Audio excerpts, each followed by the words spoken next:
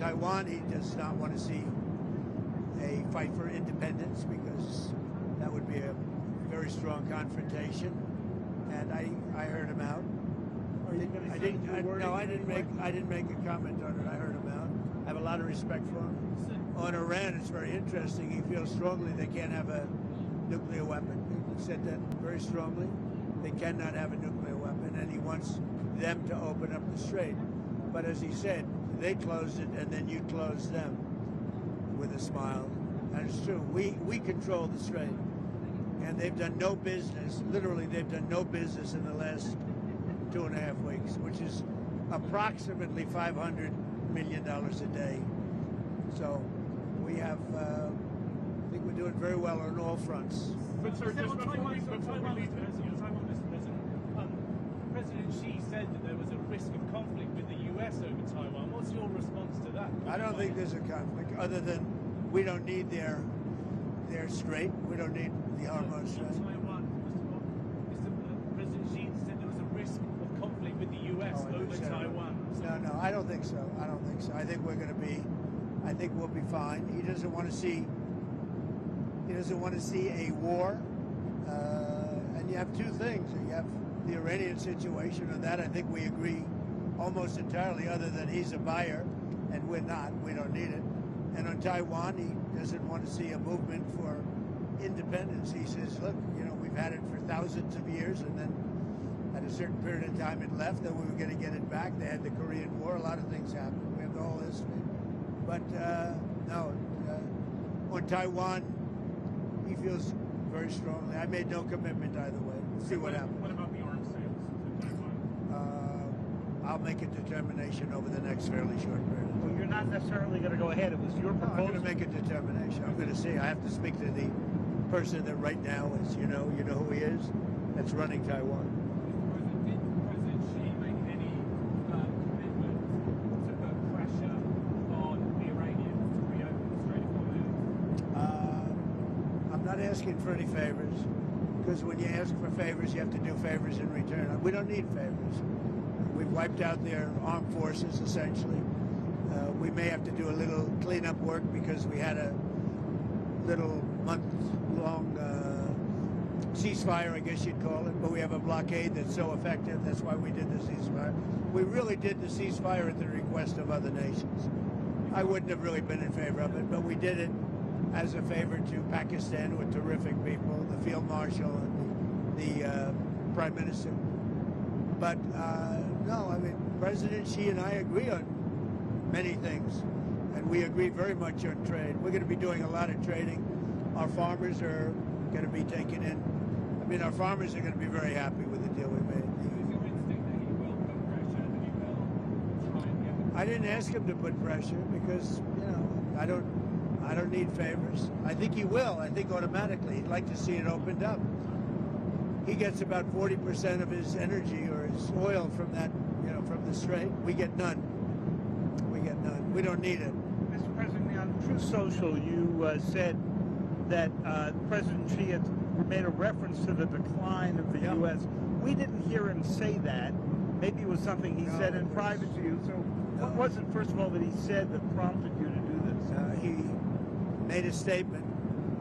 It might not have been from him or somebody, but they talked about the decline. But he said today, and he said it very publicly, he said the U.S. was declining for the last 4 years.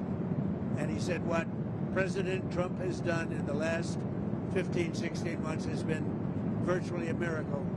He said we have the hottest country anywhere in the world. But he said that it was a declining country. Under Joe Biden, he said we had a seriously declining country, which we did, with people pouring in from all over the world, from prisons and everything else. He said what President Trump has done has been a virtual miracle. It's the hottest country anywhere in the world, and it is, yeah. Mr. President, on a different subject, on Cuba, there's reporting that Raul Castro could be indicted by the DOJ, I believe. What does that mean? Well, I don't want to comment on that. I'll let DOJ comment on it, but they need help, as you know. And you talk about a declining country. They are really a nation or a country in decline. So we're going to see. We have a lot to talk about on Cuba, but not maybe for today. Tariffs, Mr. President. Did you agree with President Xi to extend that year-long truce on tariffs? No, we didn't discuss tariffs. I mean, they're paying tariffs. They're paying substantial tariffs, but we didn't discuss it. You know, before I came along, it was the opposite. We didn't discuss tariffs. How come? It wasn't brought up. Mr. President, you said in January to us that you were going to bring up the expansion of their nuclear program. Obviously, they've got 600 weapons now, by the Pentagon's estimate, going to 1,500.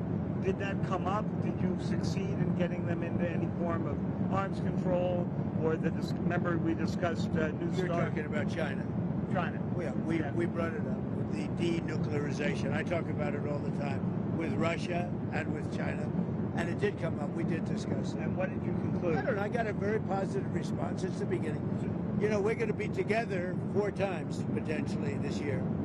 We have the G20, which he wants to come to, which I'd like him to come to. It's going to be in Miami. It's going to be at Doral. And it's going to be, I think, very good. Much more important if he's there. And so you have the G20. We have one that he has, as you know, in November, Right. in China. He's asked me to be there. I'm going to try and be there. And then we have another one on September, I guess, 26th or 24th, where he's coming into the White House. So I'm trying to understand what it is he committed to, if he committed anything. Well, I don't want to say anybody committed, but we have a very good understanding. So are you You know, the concept of denuclearization. Denuclearization, or just an extension? Well, no, a START? denuclearization. In other words, building down. And you bring Russia into it also. But the concept of that is something would be very good. Sir, can I ask you?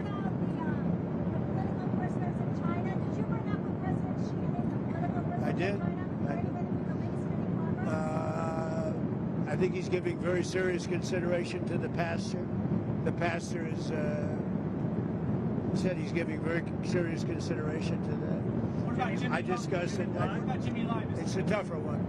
I did bring it up. It's a tougher one. For him, it's a tougher one. What did he say? I mean, I understand it. It's for him, it's a very. He told me. I don't want to mislead anybody. He said Jimmy Lai is a tough one for him to do.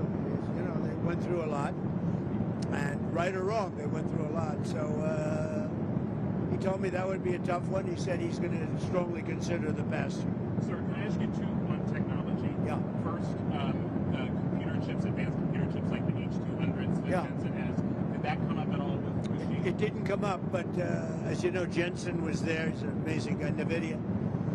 And he would be inclined. You know, they have much higher level than the H200. But the H200 is good. China needs it. And so, yeah, it came up. They haven't bought but it we have so a far. bunch, no, because they chose not to. They want to try and develop their own. But it did come up, and I think something could happen on that. Okay. And then on artificial You know, they have quite a bit higher level, but the H200 it's a great chip. And then on artificial intelligence, what is it that you want to get done? Did you bring up, We did. Windows and all those things? We talked. You know, we're leading by a lot, but they're second, and they're very strong. And we talked about possibly working together for guardrails. And what And kind he's of and he's guardrails- very what kind of guardrails the do you standard guardrails that we talk about all the time. AI is fantastic. So many things can happen in terms of health and medicine and operations, everything. Military, so many things can happen, but it's also got some drawbacks. And we're talking about, we probably will. We're going to work together. We had a very good conversation about a lot of So subjects. biological, nuclear, Yeah, cyber. could be. Did you specifically discuss those risks? We discussed, I would say, almost everything you could discuss except for a reduction of tariffs. Right, okay. Following up on Iran, Mr. President, just to be clear, I mean, what's next? Is the threat of the bombing starting again? How realistic? Well, I don't want to say that. I mean, I'd like to tell you. I'd like to say on a certain hour, of a certain day, the bombing is going to start. I don't want to say that. I can only say that Iran, I can say this with very, very strong conviction, Iran will never have a nuclear weapon. Not going to happen. Mr. President, what would the use be? They have no chance. What would the use be of repeating the bombing? You did it for 38 days. Well, no, we did. And you did not get the political changes in Iran. No, I had a total military victory, but the fake news, guys like you write incorrectly. You're a fake guy, and guys like you write about it incorrectly. We had a total military victory. We knocked out their entire Navy. We knocked out their entire Air Force. We knocked out all of their anti-aircraft weaponry. We knocked out all of their radar. We knocked out all of their leaders, number one, and then we knocked out all of their leaders in the 2nd Division, and we knocked out numerous of their leaders in the 3rd Division, and they're very confused. We've had a total victory, except by people like you that don't write the truth. You know, you should write. I actually think it's sort of treasonous what you write, but you and the New York Times and CNN, I would say, are the worst. Go ahead. And you should know better, David. You know, you're a professional. You know better. Your editors tell you what to write, and you write it. You should be ashamed of yourself. I actually think it's treason. When you write like they're doing well militarily, and they have no Navy, no Air Force, no anti-anything. By the way, we knocked out 85% of their manufacturing for missiles. We knocked out everything. We haven't knocked out other than one bridge that we did because they misbehaved. But we have bridges we could knock out. We could knock out their bridges and their electrical capacity within 2 days. We could knock out the whole thing. And then I read the New York Times and they act like they're doing well. And everybody knows it. That's why your subscribers are way down. You know, the Times subscribers are way down because it's fake news. Way down, way down. Did you discuss Ukraine at all with President Xi? And is there any I did. We discussed, well, it's one that we'd like to see settled. And until last night, it was looking good, but they took a big hit last night. Yeah. So it's going to happen, but it's a shame. 25,000 people died last month. Yeah. Admiral CENTCOM was asked yesterday about the strike on the girls' school on the first day of the war. Well, it's under investigation. You're talking about the original? Yeah. It was the only case of investigation that went into civilian cases. No, I think we have a couple of things under investigation, but that is under investigation. Are you able to confirm yet that it was a US missile? Who you with? BBC. Oh, fake BBC. You mean the ones that put AI in my mouth? The ones that gave me, had me saying a statement that they now admit was not true? That the ones that put terrible words in my mouth and then had to admit that it was fake? The ones that are being sued now for $5 billion and don't know what to do? You're with BBC? They're another fake outfit. Yeah. I did. The farmers are going to be very happy. They're going to be buying billions of dollars of soybeans. Yeah. Sorry, well, we were talking about Britain. Keir Starmer, the Prime Minister there, is in a lot of trouble. He's in a lot of trouble. Well, he's in trouble for two reasons: energy and immigration. He's very bad on energy. He should open up the North Sea. He's got a gold mine, and he should open up oil in the North Sea, and he doesn't. They have a tremendous value. You know, they buy their oil, a lot of it, from Norway. Norway gets it from the North Sea. Not as good an area as Scotland and the UK has. So they're paying Norway a fortune for oil that they take out of the North Sea. Do you think Starmer's going to survive as Prime Minister? It's a tough thing, unless he can straighten out immigration where he's weak. And if he doesn't start drilling and stop with the windmills all over the place that are causing havoc. They're causing havoc. Most expensive form of energy. They kill the birds. They're unsightly. They're ruining the landscape. If he doesn't stop with the windmills, he's got to do energy. He's got to open up the North Sea. You know, he's got one of the greatest oil finds anywhere in the world, and he's not using it. And I tell him that. He's not using it. Should he quit? The oil companies call me every day. Please, please, we want to go to the North Sea. He doesn't allow it to happen. Should he quit? I don't say that. I think he's a nice man, actually. But, I mean, I didn't like when he said, we're going to send ships as soon as you're finished with the war, as soon as you... Well, we're sort of finished militarily, pretty much. But we, you know, David, we finished probably 70-75%. We didn't finish every one of the things. We'll go back and finish them off. And by the way, and more than that. You saw reporting on the missile capability, missile launchers that have remained. Does that seem accurate to you? Yeah, no, it's New York Times fake news. The missile launches are probably 80% gone. The New York Times said it's like we were hitting them like pinatas. The missile launches are largely gone. The manufacturing of missiles is about 80%, 80 to 85% gone. And we know where the rest of it. So if we go in, we'll take that out very early. The intelligence reports seem to indicate, though, there are no intelligence reports. Not for they weren't intelligence reports. They were New York Times fake news. Sir, would you consider lifting these sanctions on Chinese oil companies that buy Iranian oil? Well, we talked about that, and I'm going to make a decision over the next few days. We did talk about that. Do you think Xi felt stronger in his dealings with you than he did the last time? We had a great relationship last time until COVID came along. You know, I blamed them for that. I said it was Wuhan, and I was right. And, you know, look, that was a strain on everybody, COVID. And so, it affected our relationship at the time. But we always had a great relationship before that and after that. And now it's as strong as ever. I mean, I went over to where he lives, which is something that rarely happens. Were you there? I don't know.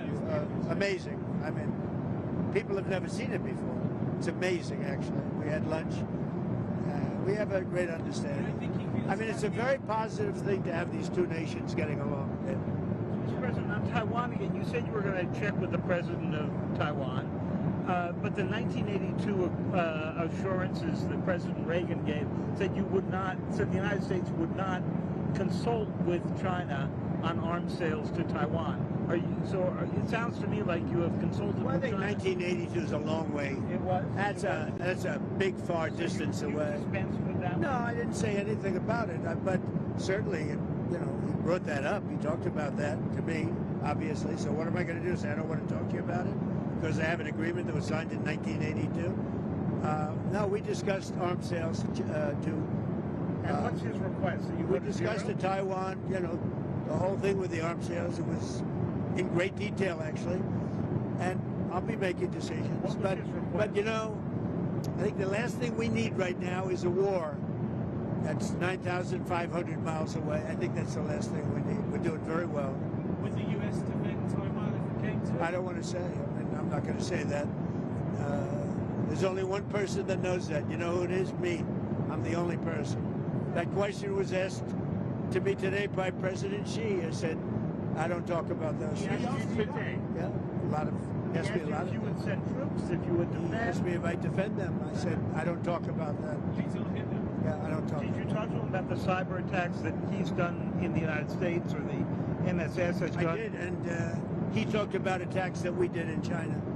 You know, what they do, we do too. It's like the spying. They're talking about, the spying. I said, well, the spying we do it too. Look, no, I'm talking about spying. The question was asked to me yesterday, I guess, what about the fact that China's spying in the United States? I said, well, it's one of those things because we spy like hell on them too. So what about the fact that China is putting in the U.S. infrastructure code that they could use if you ever decided to come to the Well, you don't know that. I mean, I'd like to see it, but it's very possible that they do. And we're doing things to them. I told them, we do a lot of stuff to you that you don't know about, and you're doing things to us that we probably do know about. But we do plenty. It's a double-edged sword. So again, on President Xi, a couple of years ago when President Biden met him in San Francisco, he was asked if he thought President Xi was a dictator. Do you think President Xi is a dictator? No, but I think that President Biden was an incompetent president. He gave us the Iran nuclear deal, which allowed Iran to have a nuclear weapon within a matter of years from the time they said, I terminated it. If I didn't terminate that, Iran would have a nuclear weapon and they would have used it within probably 2 years ago, 3 years ago. If I didn't go in with the B-2 bombers 9 months ago, Iran would have a nuclear weapon and nobody would be able to talk to them. By the way, they would have used it already. Do you think President Xi is a dictator or not? I don't think about it. He's the ruler. He's the president of China. I don't think about it. You deal with what you have. I respect him. He's very smart. He loves his country. I respect him. Whether he's a dictator, that's for you to figure out. Yeah. Sir, you said you didn't talk about tariffs, but did you talk about fentanyl at all? I did. I talked about fentanyl. As you know, I put a tariff on because of fentanyl, and they discussed that. But I put a penalty. It's a penalty. A lot of money we take in because of that. I'd prefer not taking it, and I'd prefer that we don't have. But we did talk about fentanyl. We always, well, you know, the fentanyl is down, way down from where it was. And it could be because of the tariff penalty. Sir, domestic issue, Mike, but where are you on the Texas Senate race? Well, I'll maybe make a decision. I know them both very well. I like them both a lot. And, you know, my record of endorsements is extraordinary. You look at what happened with Indiana.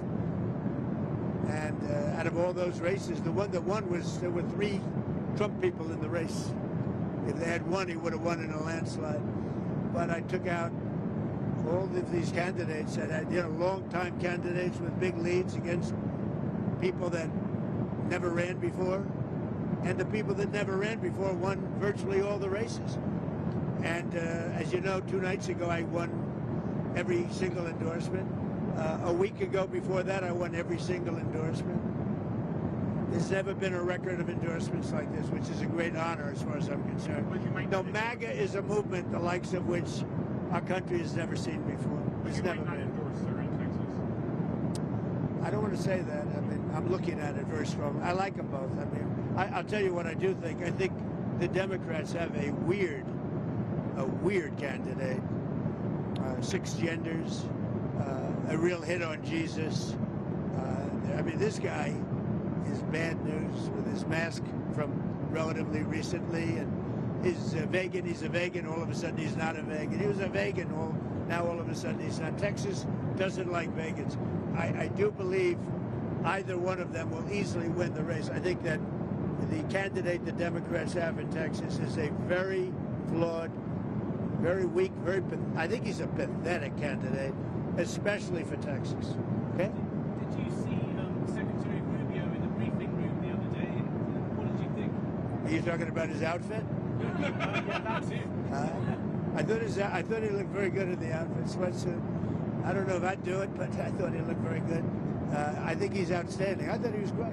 I mean, I saw every word of it. I thought he was great. Back to what you were saying before about the enriched uranium at Isfahan. So what would your logic be in having just a 20-year deal? I mean, the deal that you pulled back was 15 years. Whether they would have gotten it faster or not is up to you. But what would the difference be here? Well, Obama had virtually no deal. Obama had a road to a nuclear weapon, and I terminated that deal. And if I didn't terminate, Barack Hussein Obama, if I didn't terminate that deal, Iran would have had a nuclear weapon 2 years ago. As you know, that deal long expired, would have expired. Most years doing it, and after you're bombing, they're not. You know what? I'll tell you what. I know you backed Obama, which shows what a fraud you are, because that was the worst deal. They would have had a nuclear weapon within a period of a year and a half after I terminated it. If I didn't terminate that, and if I didn't send the B-2 bombers in 9 months ago to obliterate, you know, one thing that did happen, which was very nice, the top person in Iran representing them, he's the top person, he said, I'm the only one, meaning the United States is the only one, along with possibly China, that would be able to get the nuclear dust out of that disaster that we created with the B-2 bomber. Are you willing to do that? And why do you call Yeah, no, at the right time, we'll either go in or we'll get it. I think we'll probably get it. But if we don't get it, we'll go in. But you're willing to mount the operation to take it out? No, I think they'll be totally defeated, and we won't have any risk, yeah. Okay. We have the equipment to take it out. Nobody else does. China might have the equipment. They said, you're the only one.